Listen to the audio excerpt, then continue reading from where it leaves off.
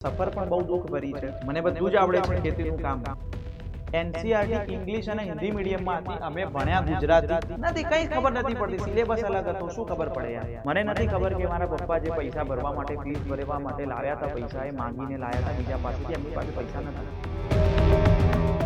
વચ્ચે એવા દિવસો આવ્યા હતા કે મને ભાવતું જ નતું. ખાવા પ્રત્યે મને ઘૃણા થઈ ગઈ હતી. આમ કહીએ નફરત થઈ જાય. જે દિવસે નીટ એક્ઝામ હતી, જેની મેં તૈયારી કરી હતી, જેના મેં સપના જોયા હતા, એ એક્ઝામ વખતે ઘરે બેઠો બીજા બધા વિદ્યાર્થીઓ આપવા માટે. ડૉક્ટર ના બની શકે એવું નહીં થતું ક્યારેય. મને લાગે છે કે આજે કહેવા જેવું છે તો હું તમને કહું છું સ્ટોરી. બટ એ સ્ટોરી બેટા હું દર વખતે નથી રિપીટ કરતો, કારણ કે એ સ્ટોરી સાંભળીને મને દુઃખ થાય છે. બહુ દુઃખ ભરી એ કહાની છે, બહુ દુઃખ ભરી એ આખી એક કહીએ આપણે ગાથા છે, બરાબર. એ સફર પણ બહુ દુઃખ ભરી છે. વાત કરું બેટા હું જ્યારે મારું ધોરણ 10 પૂરું થયું, મારા જે ફેમિલી છે એકદમ મિડલ બેકગ્રાઉન્ડમાંથી આવે છે, લોઅર મિડલ ક્લાસમાંથી આવીએ છીએ અમે, બરાબર. મારા મમ્મી અને પપ્પા બંને ખેડૂત છે. અત્યારે તો નથી ખેતી કરતા, પણ હું વાત કરું છું મારા ધોરણ 10ની ખેતી કરતા, બરાબર. અને આપણે જાણીએ છીએ કે જો ઘરની અંદર આપણે ખેડૂતના ઘરમાં જન્મ લીધો હોય તો આપણે પણ ખેતી કરવી પડે, પછી ચાહે આપણી ઈચ્છા હોય ના હોય, ક્યાંક એમને હેલ્પફુલ થવું જોઈએ, બરાબર. તો મને બધું જ આવડે છે ખેતીનું કામ, બરાબર. મને યાદ છે કે જે સાયકલ હતી, સાયકલની પાછળ જે પાછળ પેલા કોથળા બાંધવાના હોય, મીન્સ કે એરંડા લીધા હોય, બરાબર. હા, દિવેલા કહીએ તો એના કોથળા બાંધીને આવવાનું હોય, કાં તો રૂ વીણ્યું હોય, કપાસનું રૂ, એને જે બોરી બાંધવાની હોય એ ઘરે લઈને આવવાનું હોય, વરિયાળી હોય, આ બધું જ મને યાદ છે. ઠીક હે. તો મેં 11 સાયન્સ રાખ્યું હતું, બરાબર. અને અમારા વખતે એક એવી સિસ્ટમ હતી દીકરા કે એ વખતે નીટ નથી. હું વાત કરી રહ્યો છું 2015 આજુબાજુની, 15-16 આજુબાજુની વાત કરી રહ્યો છું. એ વખતે નીટ નથી દીકરા. એ વખતે તમને એડમિશન મળતું હતું MBBSની અંદર બોર્ડ અને ગુજસેટના માર્ક્સ ઉપર મળી જતું હતું. એટલે બોર્ડ એ વખતે 4 બોર્ડ એક્ઝામ આવતી હતી. થોડુંક સમજાવું તમને, ધ્યાન આપજો અહીંયા. અમારા વખતે બેટા સેમિસ્ટર પદ્ધતિ હતી. એટલે ધોરણ 11 અને ધોરણ 12. ધોરણ 11માં 6 મંથ એટલે કે 2 સેમિસ્ટર હતા. તો 6 મહિને દરેક સેમિસ્ટર વાઇઝ બોર્ડ એક્ઝામ આવતી. સ્કૂલ લેવલની એક્ઝામની વાત નહીં કરતો, બોર્ડ એક્ઝામની વાત કરું છું. તમે જે 12મા ધોરણમાં એક બોર્ડ એક્ઝામ આપશો ને, એવી એમાં ટોટલ 4 આવતી. ધોરણ 11માં 2 બોર્ડ એક્ઝામ આપવાની હોય અને ધોરણ 12માં 2 બોર્ડ એક્ઝામ, એટલે ટોટલ 4 બોર્ડ એક્ઝામ આપવાની. 4 વાર બોર્ડ એક્ઝામ આપવાની હોય, 4 વાર બોર્ડ એક્ઝામ આપવાનું હોય. એટલે કે હજુ તો એકની એક્ઝામ તમે આપીને આવ્યા હોય, જેમ કે ચલા બીજું સેમ ચાલે છે મારું 11માનું, બરાબર. બીજું સેમ આવ્યું, હજુ તો એકની એક્ઝામનું રિઝલ્ટ આવ્યું હોય બોર્ડ એક્ઝામનું, અને બીજાની તારીખ જાહેર થઈ ગઈ હોય.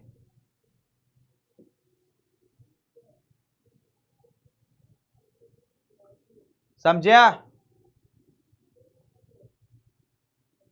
4 વાર બોર્ડ એક્ઝામ આપવાની હોય, અને જે બોર્ડના માર્ક્સ આવ્યા હોય, બરાબર છે, તો એ બોર્ડ, અને પછી 12મા પછી ગુજસેટ એક્ઝામ આપવાની હોય, ગુજસેટ, બરાબર. તો બોર્ડની અંદરથી 60% ગણી લો. જેમ કે તમારા બોર્ડમાં 100માંથી આયા, તમારા 90% આયા છે, તો એને 60માં ફેરવી દો. તો 60 એ કેટલા? તો 60 ગુણ્યા 90 ભાગ્યા 100. 6 નવા 54, તો 54% થયા 60. તો આના 60 ફેરવવાના એટલે 54% થયા.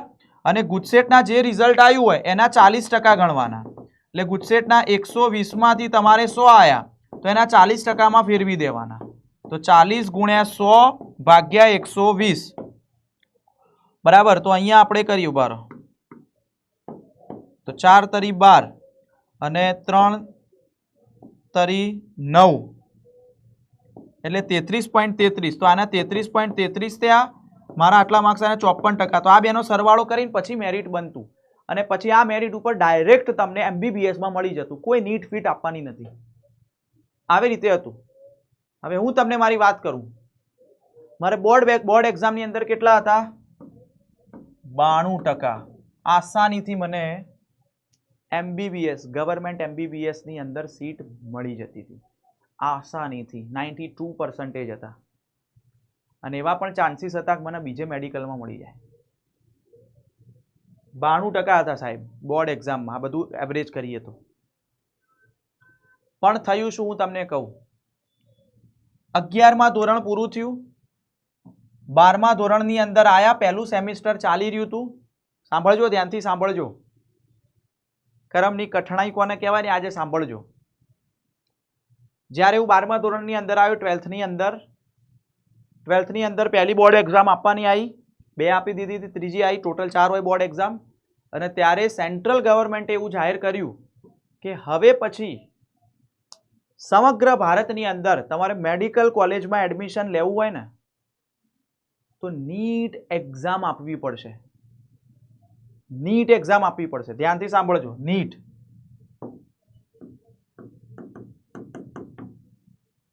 તમને બધાને તો અત્યારથી ખબર છે, ધોરણ 5 વાળાને પૂછવા, ધોરણ 8 વાળા વિદ્યાર્થીને પૂછવા કે નીટ એક્ઝામ શેના માટે હોય તો એને ખબર છે કે એમબીબીએસમાં એડમિશન લેવા, મેડિકલ લાઇનમાં જવા માટે. અમે તો અમને ખબર જ નથી, કોઈ આઈડિયા જ નહીં નીટ નામનું જનાવર શું છે.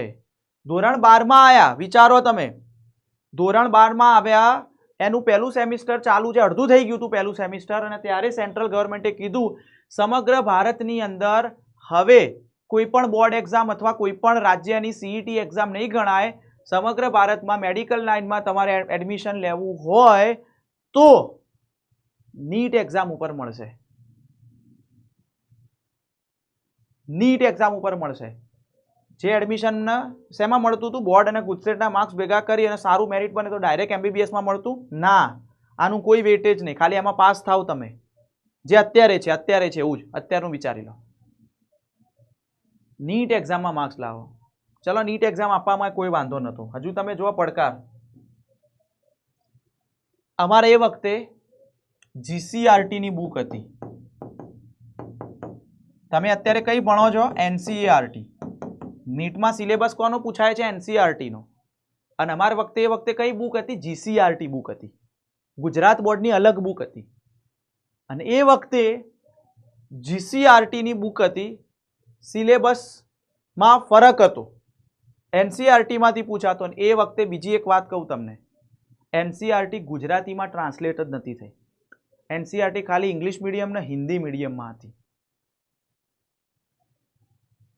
એનસીઈઆરટી ઇંગ્લિશ અને હિન્દી મીડિયમમાં હતી. અમે ભણ્યા ગુજરાતી. ધોરણ 12 નું પહેલું સેમિસ્ટર પૂરું થવા આવ્યું છે.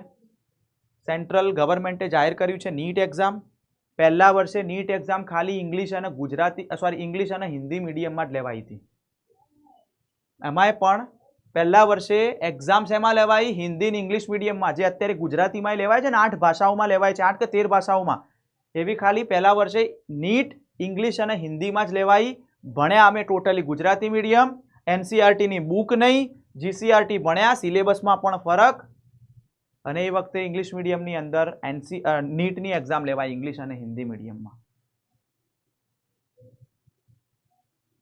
બરાબર. પગ નીચેથી જમીન ખસી ગઈ કોને કહેવાય ને એ વખતે ખબર પડી હતી. આપી મેં નીટ, બધું આપીએ જે હોય કશું ખબર પડે નહીં. શું પડે યાર? મારા લગભગ મને ખબર છે 119 માર્ક્સ આવ્યા હતા નીટમાં. 119 માર્ક્સ. નથી, કઈ ખબર નથી પડતી, સિલેબસ અલગ હતો, શું ખબર પડે યાર. ઇવન અમારા જે મને ટીચર ભણાવતા હતા ને એમને ખબર નહીં કે નીટનો સિલેબસ શું છે, એમને ખબર નથી. એમાં એમનો વાંક નતો, બિચારા એ ઘણા સમયથી બોર્ડ અને ગુજસેટ ભણાવતા હતા, નીટને શું છે એમને ખબર નહીં, અચાનક આવી પડ્યું, કોઈ ગાઈડન્સ નહીં. બરાબર, માર્ક્સ ના આયા. ચલો કોઈ વાંધો નહીં, પ્રિપેરેશન નથી કરી, નીટનો સિલેબસ નથી ખબર, એનસીઈઆરટી નથી ગુજરાતીમાં, કોઈ વાંધો નહીં ભાઈ, કોઈ વાંધો નહીં. અરે હા, હજુ અહીંયા મેં હાર નથી માની. મેં મારા પપ્પાને કીધું, પપ્પા મેં કીધું મારે ડ્રોપ લેવો છે. એ વખતે ડ્રોપ એટલે શું એ ખબર નહીં. ગામની અંદર ડ્રોપ એટલે શું કદાચ એક બે જણે લીધો હશે એ વખતે, કદાચ નહીં પણ લીધો હોય. કે ડ્રોપ એટલે શું?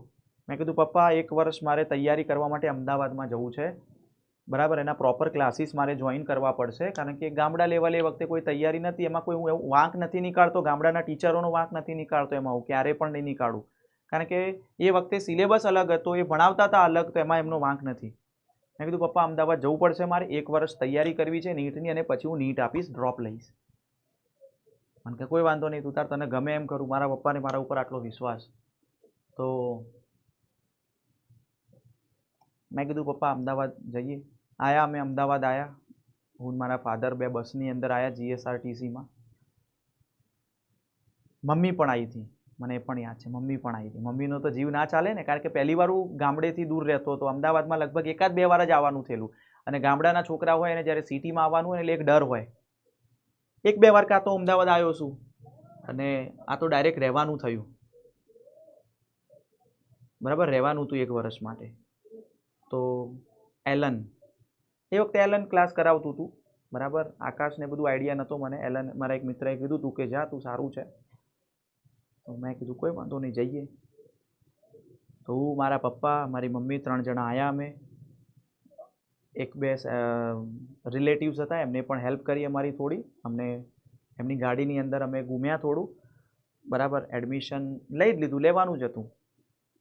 મને નથી ખબર કે મારા પપ્પા જે પૈસા ભરવા માટે, ફીસ ભરવા માટે લાવ્યા હતા પૈસા, એ માંગીને લાવ્યા હતા બીજા પાસેથી. એમની પાસે પૈસા નહોતા. હજુ પણ કહું છું દીકરા, એ વખતની ફીસ, હું વાત કરું છું 2017 આજુબાજુની, 16-17 આજુબાજુની, 7 મહિનાનો કોર્સ હતો. કારણ કે ડ્રોપરમાં બધું 2 વર્ષનું 1 વર્ષમાં ચલાવવાનું. જોજો કેટલી મુસીબતો હતી. એક તો સિલેબસ પહેલેથી ભણવાનો હતો, કારણ કે GCRTનો સિલેબસ હતો, થોડો ઘણો મેચ થતો, એવું નથી કે નહોતો થતો, મેચ થતો હતો. અને NCERTનો સિલેબસ ઇંગ્લિશમાંથી ગુજરાતીમાં ટ્રાન્સલેટ કરીને ભણવાનો, અને એ 2 વર્ષનું, જે 2 વર્ષમાં સિલેબસ 11-12નો હોય, એ 7 મહિનામાં પૂરો કરવાનો હતો. કારણ કે નીટ તો 1 વર્ષમાં આવી જવાની હતી. તો અને હું થોડો લેટ પણ હતો જોઈન થવામાં, કારણ કે આપણે ગાઈડન્સ નહોતું બેટા એ વખતે, આ બધું નહોતું, સોશિયલ મીડિયાનો જમાનો એ વખતે. પછી સાંભળજો, 7 મહિનાના કેટલા રૂપિયા ભર્યા અમે? 1.5 લાખ રૂપિયા ખાલી ભણવાના. મારા પપ્પા લઈને આવ્યા હતા, થોડાક ઓછા પડ્યા હતા, રિલેટિવ્સ પાસેથી માગ્યા હતા, અને સેટ કર્યું હતું. ચેક લખ્યો હતો કે એકદમ 2 દિવસમાં હું ભરી દઈશ, ત્યાં સુધી, બરાબર. એ રીતે બધું સેટ કર્યું હતું. આપણને કંઈ એટલી ખબર પડે નહીં, મગજમારીમાં પડીએ નહીં, આપણું ભણવાનું જ કામ હતું. તો 1.5 લાખ રૂપિયા ભર્યા હતા એ વખતે, મને યાદ છે, કાઉન્ટર પર. પછી હવે રહેવાની વાત આવી. રહેવા માટે અમે હોસ્ટેલમાં ગયા હતા, પણ હોસ્ટેલમાં થોડી મને અનુકૂળ ના આવ્યું. મેં કીધું પપ્પા આમાં હોસ્ટેલમાં એવું થશે, હોસ્ટેલ કાં તો PG બંનેમાં ગયા હતા અમે, પણ એમાં એક રૂમમાં 3-3, 4-4, 5-5 છોકરાઓ રાખતા હતા. મેં કીધું પપ્પા મજા નહીં આવે, કારણ કે બધાનો ભણવાનો ટાઈમ અલગ અલગ હોય, કોઈ રાત્રે મોડા સુધી વાંચતું, કોઈ સવારે ઉઠતું હોય, મને ડિસ્ટર્બ થશે. મેં કીધું એકલું મળે તો ભણી લઈએ પપ્પા. તો મને યાદ છે, એક રિલેટિવ હતા, એમને એક રૂમ બતાવ્યો હતો મને, બરાબર. તો મેં કીધું પપ્પા ચાલશે રૂમ. એ વખતે રૂમનું ભાડું પણ કેટલું હતું, આઈ થિંક 4-5 હજાર હતું. હું એકલો, પપ્પા કે કોઈ વાંધો નહીં, પૈસા તો આપણે પાછળથી કમાઈ લઈશું, તું તાર ભણ. તો હું એકલો રૂમમાં રહેતો. એક્ટિવા પણ ઘરેથી અહીંયા લાવી દીધું હતું, રિક્ષામાં બધો સામાન લાવ્યા. એટલે જમવાનું તો મને બનાવતા આવડતું નહોતું, ચા બનાવતા શીખ્યો તો થોડો થોડો સવારે. હવે જો, હવે સ્ટાર્ટ થાય છે બેટા ઓરિજિનલ ખેલ. અમારો ટાઈમ હતો, એમાં અલગ અલગ બેચ બને બેટા. છોકરાઓની બેચ અલગ હોય, છોકરીઓની બેચ અલગ હોય. છોકરીઓનો ટાઈમ સવારે 8 થી 2 હતો, અને અમારો ટાઈમ 2 થી રાતના 8 કાં તો 8:30 હતો, 2 કે 3 વાગે, મને એક્ઝેક્ટ હવે યાદે પણ નથી. 8:30 વાગે રાત્રે. એટલે અમારું ટાઈમ 2 વાગે ચાલુ થાય, બપોરે, ખરા બપોરે ચાલુ થાય. જવાનું, હું એક્ટિવા લઈને રીતે જતો. સવારે ઉઠીએ પહેલાં તો ચા જાતે મૂકી દેતા, બરાબર, જાતે મૂકી દેતો હું. પછી હું ટિફિન બંધાયું હતું, જમવાનું તો આપણને આવડતું નહીં. ટિફિનમાં પણ કેવું ટિફિન બંધાયું, શરૂઆતમાં એકદમ મસ્ત આવતું હતું. અઠવાડિયું પૂરું થયું ને એના પછી ટામેટાનું શાક હોય ને દીકરા, તો ટામેટા છે ને એ ડૂબતા હોય તેલમાં કાં તો પાણીમાં ડૂબતા હોય. એકદમ ફીકું શાક, કોઈ સ્વાદ નહીં, પાણી જેવું લાગે. એના કરતાં પાણી પી લેવું સારું. એક ગ્લાસ ભરીને પાણી પી લેવું.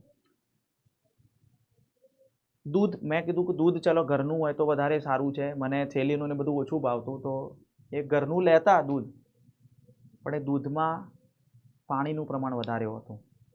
ગવારનું શાક હોય, ગુવાર ખાધી છે ને, એની પેલી સિંગ આવે છે લાંબી ગવાર, તો એમાં આગળ પાછળ કંઈ પણ કાપ્યા વગર નાખતા, બરાબર. અને રોટલી એટલી પાતળી હોય કે એક કોળિયાની અંદર તમારી રોટલી ઉતરી જાય એટલી. મજા ના આવતી. તમે વિચારો, તમે ઘરે ગામડાનું ખાધેલું હોય, ઘરે મમ્મી આટલું સરસ હોય, બરાબર, ઘરની ભેંસ હોય, એનું દૂધ આવતું હોય ડેરીમાંથી ને એ રીતે.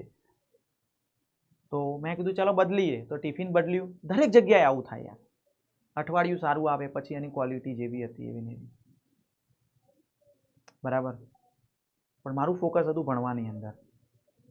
બપોરે હું 11-12 વાગે ટિફિન લઈ આવતો, જમી લેતો, પાછું ટિફિન આપી દેતા, પાછો હું 1:30 વાગે નીકળી જતો. ક્લાસ હતા અમારા, લગભગ 4 ક્લાસ હતા, 1.5 કલાકના, 4 કાં તો 3 ક્લાસ હતા. ઝૂલોજી બોટની એ વખતે અલગ હતું, એ પણ અલગ હતું, સરસ વસ્તુ હતી. ટીચર એકદમ ઓસમ ટીચર છે, ઓસમ ફેકલ્ટીઝ હતી બધીએ. 8:30 છૂટીએ, હું ઘરે આવતો એટલે વચ્ચેથી ટિફિન પાછો લઈને આવતો. 9, 9:30 થઈ જતા, ટ્રાફિક બહુ હતું અમદાવાદમાં, અત્યારે પણ છે. તો ઘરે ટિફિન લાવું, જમી કરી અને 10 વાગે હું ફ્રી પડું. 10 વાગે ઘરે મમ્મીને ફોન કરું. પપ્પાનો અવારનવાર ફોન આવતો રહેતો, પણ મમ્મીને મેં કીધેલું કે મમ્મી હું તને રાત્રે જ ફોન કરીશ શાંતિથી. વચ્ચે એવા દિવસો આવ્યા હતા કે મને ભાવતું જ નહોતું, ખાવા પ્રત્યે મને ઘૃણા થઈ ગઈ હતી, આમ આમ કહીએ નફરત થઈ જાય, બરાબર. તો જમવાનું પછી મેં કીધું હવે નહીં જમવું યાર. તો રાત્રે હું અમૂલ ગોલ્ડની જે થેલી આવતી, એ વખતે આઈ થિંક મને યાદ છે 28 કે 29 રૂપિયા ભાવ ચાલતો હતો. એ થેલી લેતો અને ડાયરેક્ટ ગટગટાઈ જતો, ડાયરેક્ટ જ એને તોડીને ત્યાં જ પી લેવાની. મને નહોતું યાર જમવાનું ભાવતું.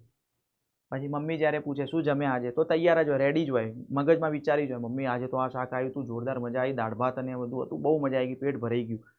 મેં ખાલી દૂધ જ પીધું હોય એક થેલી. અને કંઈક મગજમાં બીજું એ ટેન્શન હતું કે પપ્પા આટલા મહેનત કરીને કમાય છે, મારા કંઈ એવા બાપ દાદાના કોઈ બિઝનેસ નથી દીકરા. મારા પપ્પાને ક્યાંક 15-20 હજારની સેલરી હશે, એટલી મળતી હશે, એટલું કમાતા હશે, એનાથી વધારે નહીં, બરાબર. મમ્મીને થોડું ખેતીમાંથી લાવે, તો એક મગજમાં હોય આપણા કે વધારે પૈસા પણ ખર્ચવાના નથી. મારી જે બોડી છે ને બેટા, એકદમ હાડ પિંજર જેવી થઈ ગઈ હતી. પછી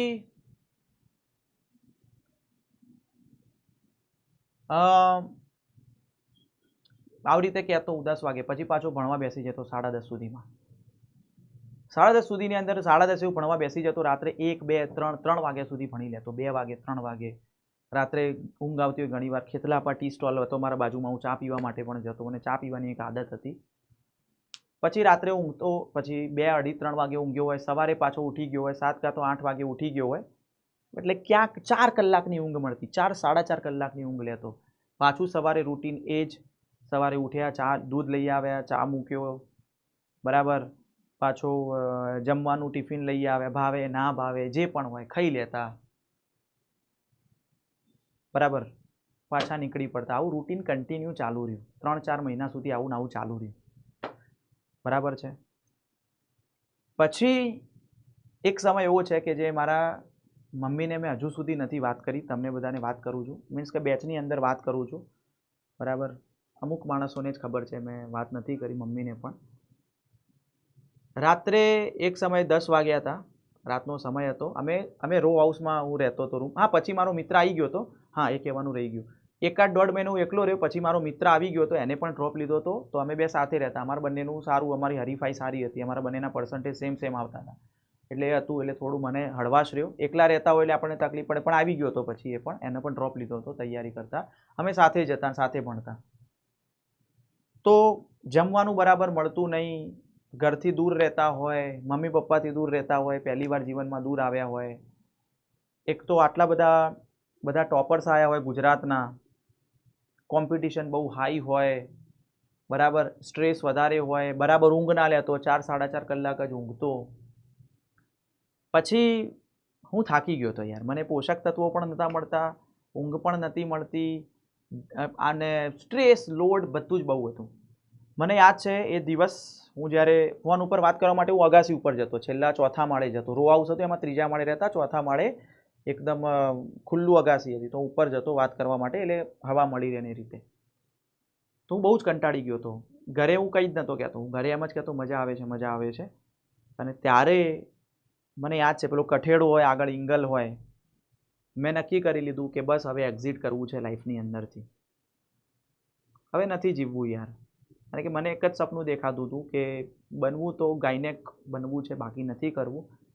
બટ તમે જુઓ, તમને યોગ્ય એટમોસ્ફિયર ના મળે, યોગ્ય જમવાનું ના મળે, યોગ્ય ઊંઘ ના મળે, ત્યારે આપણું મગજ પણ વિચારતું બંધ થઈ જાય.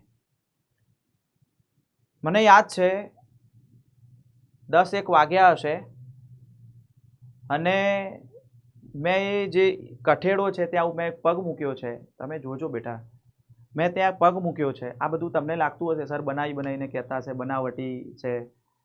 દીકરા હજુ પણ એ બધું યાદ કરું છું ને તો આમ હું નથી કહેતો, તમે ઘણીવાર મને કીધું છે સર તમારી સ્ટોરી કહો, નથી સ્ટોરીમાં મજા એટલે નથી કહેતો. તો મેં ત્યાં ઇંગલ ઉપર પગ મૂક્યો છે, કઠેડા ઉપર મેં પગ મૂક્યો છે, નીચે કૂદકો મારવા માટે. અને તમે જુઓ ભગવાનની જે કૃપા છે, ભગવાનની લીલા છે, આપણે કહીએ ને કે ક્યાંક ને ક્યાંક કુદરત તમને સહાય કરતું જ હોય. એ જ સમયે મારા ખિસ્સામાં ફોન વાગે છે અને મમ્મીનો કોલ હોય છે અને હું ઉપાડું છું, બરાબર, મમ્મીનો કોલ ઉપાડું છું અને મમ્મી કહે છે શું કરો છો બેટા, શું કરો છો બેટા એમ. તરત જ મારો પગ ત્યાંથી પાછો ખેંચાઈ જાય છે. અચાનક મને પછી સ્પાર્ક થાય છે, મેં કીધું હું શું કરવા જઈ રહ્યો છું યાર. મમ્મી સાથે વાત કરી મેં, બરાબર, એ પણ નહોતું કીધું મેં મમ્મીને કે મેં આવું કરવા જઈ રહ્યું. બસ મેં કીધું મમ્મી હમણાં જમીને આવ્યા, બરાબર, અને આ રીતે હવે ભણવા માટે બેસું છું. તો મમ્મી સાથે વાત કરી અને પછી મારું માઇન્ડ થોડું ડાયવર્ટ થયું. ઘરે વાત કરીને પછી મને યાદ આવ્યું કે ના, મારી પણ ફેમિલી છે, એક આ ખોટી વસ્તુ છે. મેં ફરીથી ભણવાનું સ્ટાર્ટ કર્યું, બટ રૂટીન એ જ હતું યાર, જમવાનું મળે નહીં, દૂધ પીવું ખાલી ઓનલી, ઊંઘ ના મળે, સ્ટ્રેસ, લોડ, એક બાજુથી એક ઇંગ્લિશ એનસીઆરટી ગુજરાતી કરવાનું યાર, પહેલી વાર આવું બધું ભણી રહ્યા હોય. અને મને યાદ છે કે નીટના ફોર્મ ભરવાનો એકાદ મહિનો બાકી હતો નીટ ફોર્મ ભરવાનો. લગભગ નવેમ્બર ડિસેમ્બર ચાલી રહ્યો છે એપ્રોક્સ, આજુબાજુ જાન્યુઆરી ડિસેમ્બર કે એવું કંઈક હશે, મને એક્ઝેક્ટ યાદ નથી. And I was in depression. હું ડિપ્રેશનમાં જતો રહ્યો, ડિપ્રેશનમાં જતો રહ્યો. તમે નહીં માનો, એ ડિપ્રેશન જે હતું એ 1 દિવસ 2 દિવસ 1 અઠવાડિયું 2 અઠવાડિયાનું નહીં, હું 1.5 મહિના ડિપ્રેશનમાં રહ્યો. 1.5 થી 2 મહિના હું ડિપ્રેશનમાં રહ્યો છું. જે વખતે નીટના ફોર્મ ભરાવાના ચાલુ હતા એ વખતે હું ડિપ્રેશનમાં હતો. અને એવો હું ડિપ્રેશનમાં હતો દીકરા, જેને મને જોયો છે ને એને જ ખબર છે કે ડિપ્રેશન કોને કહેવાય. મને મારું નામ પણ યાદ નહીં, મને મારા ફેમિલી મેમ્બર પણ યાદ નહીં. મને એક જગ્યાએ બેસાડે ને તો હું આ જ રીતે બેસી રહું, આંખના પલકાર્યા મારા વગર જ હું બેસી રહું, બરાબર, એક જ સ્થિતિમાં હું બેસી રહું. મને ના કોઈ જમવાનું ભાન પડે, ના ઊંઘવાનું ભાન પડે,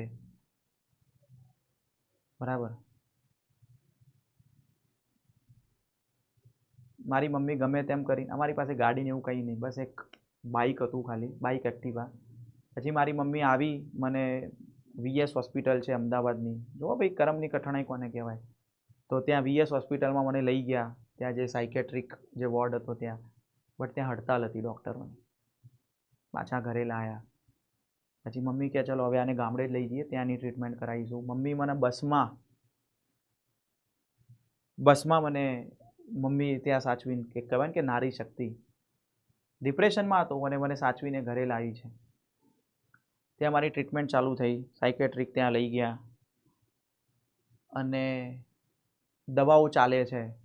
દવાઓ એવી હતી કે જેમાં હું 15 કલાક 16 કલાક ઊંઘતો જ રહું. ડિપ્રેશનની દવાઓ એવી જ હોય, બેન્ઝોડાયઝેપાઇન છે, બરાબર, પછી એમ્ફિટેમાઇન્સ છે, બરાબર, હા, તો આવી બધી દવાઓ હોય. તો એના કારણે વાર લાગશે થોડી, હું સતતના સતત ઊંઘમાં જ રહું. બરાબર, ડિપ્રેશનની દવાઓનો મતલબ એ છે કે તમે ઊંઘતા રહો એટલે વિચારો નહીં, જેના કારણે તમારું મગજ શાંત રહે. પછી હું ધીરે ધીરે બહાર આવતો ગયો ડિપ્રેશનમાંથી. યોગ્ય વાતાવરણ મળ્યું, યોગ્ય ખોરાક મળ્યો, દવાઓ મળી, બધું. અને જ્યારે હું બહાર આવ્યો ડિપ્રેશનમાંથી ત્યારે નીટના ફોર્મ ભરાઈ ગયા હતા અને ત્યારે નીટ એક્ઝામ હતી, જેના માટે મેં 3 વર્ષ આપ્યા હતા. જે સપના માટે મેં રાત દિવસ બહુ અથાગ પ્રયત્ન કર્યો હતો, મહેનત કરી હતી, એ એક્ઝામ આપવા માટે હું નહોતો ગયો. મેં ફોર્મ નહોતું ભર્યું, હું ઘરે જ હતો. અને મને ઘરેથી કહી દેવામાં આવ્યું હતું કે હવે તારે છે એ આ ફિલ્ડ ચૂઝ નથી કરવાનું, નીટ એક્ઝામ તારે વિચારવાની નથી. બરાબર, એવું નથી કે મારા ઉપર રિસ્ટ્રિક્શન નાખી દેવામાં આવ્યું હતું, પણ હોય મધર ફાધરને, ફેમિલી મેમ્બરને ચિંતા હોય કે ફરીથી તૈયારી કરશે અને ફરીથી એના મગજ ઉપર થઈ ગયું તો એક એમની ચિંતા હતી.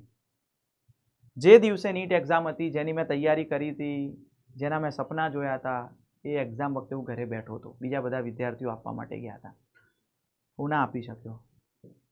હું એ દિવસે ખૂબ રડ્યો છું. હું કહું છું બેટા એમાં કંઈ ખોટું છે નહીં. હું એ દિવસે ખૂબ રડ્યો દીકરા.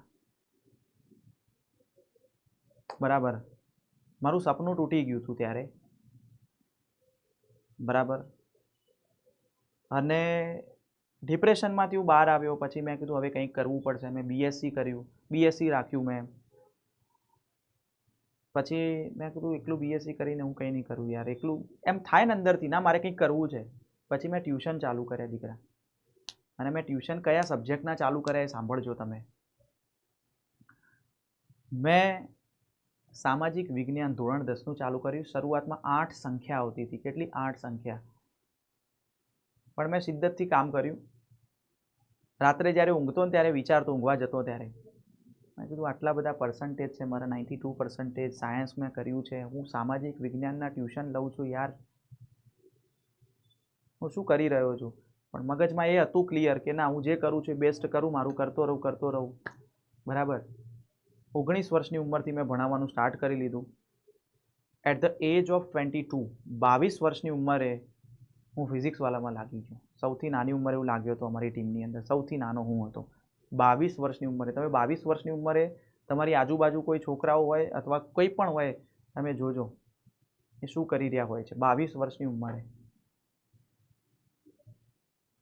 મારું બીએસસી પણ ક્લિયર નહોતું એ વખતે, પણ મેં એટલી મહેનત કરી છે, એટલી શિદ્દતથી મહેનત કરી છે. અને બીજી વસ્તુ, મેં જ્યારે ભણાવવાનું સ્ટાર્ટ કર્યું, સામાજિકના ટ્યુશન લેવાનું સ્ટાર્ટ, અને પહેલી વાર જ્યારે સ્કૂલમાં ભણાવ્યું તો મેં સ્કૂલની અંદર જનરલ ઓર્ગેનિક કેમેસ્ટ્રી ભણાવ્યું હતું દીકરા. કેમેસ્ટ્રી, અને એ પણ જેઈ એડવાન્સ માટે ભણાવ્યું, કારણ કે મને કેમેસ્ટ્રી બધું જ આવડતું. મેં આટલી પ્રિપેરેશન કરી છે, મને બધું આવડતું. જનરલ ઓર્ગેનિક કેમેસ્ટ્રી ભણાવ્યું હતું જેઈ એડવાન્સ માટે. મેં ડિપ્રેશનમાંથી હું બહાર આવી ગયો, બટ પડ જે લોકો છે ને દીકરા, એ લોકો મને ડિપ્રેશનનો અનુભવ કરાવતા. ગામની અંદર ઘરોમાં મારું ઉદાહરણ આપતા યાર, કે જો પેલો ત્યાં તૈયારી કરવા માટે ગયો તો ના આવડ્યું તો ડિપ્રેશનમાં જતો રહ્યો, તારે પણ નહીં કરવાનું. લોકો એવું કહેતા, બહાના બનાવે છે, માર્ક્સ નહોતા આવતા, આવડતું નહોતું એટલે આવું કરે છે. જો જીવનમાં કંઈ ના ઉખાડી શક્યો, ડૉક્ટર બનવું હતું, બહુ ડૉક્ટર બનવું હતું, કંઈ ના કરી શક્યો, શું કરે? ટ્યુશન લે છે. ડિપ્રેશનમાંથી હું તો બહાર આવી ગયો હતો, પણ લોકો છે એ વારંવાર ડિપ્રેશનની અંદર પાછો જા એવી રીતે ધક્કા મારતા હતા દીકરા. એટલે હું હંમેશા કહું છું, અને પછી મેં વિચારી લીધું, બરાબર, મેં એક વખતે નિશ્ચય કરી લીધો, કોઈ વાંધો નહીં, હું ડૉક્ટર ના બની શક્યો, મારા માટે દરવાજા બંધ છે, પણ હું હજારો લાખો ડૉક્ટર બનાવીશ. I am not a doctor, but I am a doctor maker. હું ડૉક્ટર નથી, પણ હું ડૉક્ટર બનાવીશ. ઘણા બધા ડૉક્ટર બનાવીશ. બરાબર છે, મહેનત કરતો ગયો. પછી મેં મારા જીવનમાં એક મંત્ર અપનાવ્યો છે દીકરા, હંમેશા. તમે જુઓ બેટા કે યસ સર તમને અત્યારે આવા દેખાય છે. યસ સર, જ્યારે ડિપ્રેશન પહેલાંની વાત કરું, એના પહેલાંની સિચ્યુએશન, એના પછીની સિચ્યુએશન, બે આખો રાત દિવસનો ફરક છે. હું પહેલાં સ્માઇલ મારા મોઢા ઉપર ક્યારેક જ દેખાતી ડિપ્રેશન પહેલાં. એટલો હું ગંભીર રહેતો, એટલો સિરિયસ રહેતો હંમેશા, એટલો હું સેન્સિટિવ રહેતો. પણ એકવાર ડિપ્રેશનમાં જઈને આવ્યો ને પછી મને ખબર પડી, ડિપ્રેશનમાં જવું કંઈ મજા નથી દીકરા. ડિપ્રેશનમાંથી બહાર તો આવી જશો, પણ પોસ્ટ ડિપ્રેશન અસર છે ને, જે એ બહુ ખતરનાક છે. જે મેં કીધું લોકોવાળી અસર આખી જિંદગીભર તમને યાદ રહે છે. એટલે હું તમને કહું છું હંમેશા હસતા રહો, લોકોને હસાવતા રહો, મોજમાં રહો. ગમે તેવું ટેન્શન હોય એ ટેન્શન આપણી જિંદગીથી મોટું નથી. યાદ રાખજો બેટા.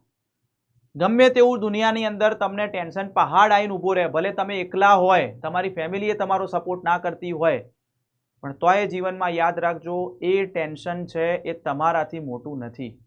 એ ટેન્શન આજે છે, કાલ જતું રહેશે, પણ તમારે રહેવાનું છે. તમારે અહીંયા તમારે તમારી જાતને સાચવવાની છે. એટલે હું કહું છું દીકરા કે તમારા બધા વતી હું ડિપ્રેશનમાં જઈને આવ્યો છું. તમારા બધા વતી હું ડિપ્રેશનમાં જઈને આવ્યો છું. તમારે બધાએ નહીં જવાનું, કારણ કે ડિપ્રેશનમાં જવું કંઈ મજા નથી દીકરા. એટલે હસતા રહો, હસાવતા રહો, બરાબર. મહેનત કરો. પણ મને ક્યારે એ પછતાવો નથી થતો ભૂતકાળમાં કે મેં મહેનત નથી કરી. હા, સંજોગો એવા હતા જેના કારણે મારું સપનું પૂરું ના થયું, પણ એવા સંજોગો નહોતા ક્યારેક મેં મહેનત નથી કરી અને મને ડૉક્ટર ના બની શક્યો. એવું નહીં થતું ક્યારે મને. એટલે દીકરા, ફળ આપવી એ ભગવાનની ઈચ્છા છે, પણ મહેનત કરી લેજો. શિદ્દતથી મહેનત કરી લેજો દીકરા. ભવિષ્યમાં એવું ના થવું જોઈએ કે મહેનત નથી કરી એટલે સપનું પૂરું ના થયું. એવું ક્યારે ના થવું જોઈએ. આ ક્યાંક એવું થાય કે ભાઈ ચલો આનાથી કંઈક સારું મળવાનું હોય, મહેનત કરી છે તમે, પણ એ સપનું પૂરું નથી, પણ બીજું ઘણું બધું પૂરું થાય છે, એના કરતાં સારું મળે છે. પણ એવું ક્યારે ના થવું જોઈએ કે મહેનત ઓછી કરવાથી મને ના મળ્યું. મહેનત પૂરેપૂરી લગાવી દેવાની વાલા. પછી ના મળે તો પછી છોડી દેજો તમતાર, કારણ કે બીજો રસ્તો એનાથી ગજબનો ખુલ્લો હશે. એટલે કહું છું દીકરા, તમને મોકો મળ્યો છે, તમને સગવડ મળી છે, તમને ફેસિલિટી મળી છે દીકરા. અમારા વખતે કોઈ આવો ઓનલાઈનનો જમાનો નહોતો દીકરા. કોઈ ટીચરને પણ એવી અમારા વખતે એ વખતના અમારા જે ટીચર હતા એમને પણ ખબર નથી દીકરા. 1.5 લાખ ભરીને પણ હું નથી સક્સેસફુલ થયો. તમને ખાલી 4-5 હજાર 7 હજારની અંદર મળી રહ્યું છે. મહેનત કરી લો દીકરા.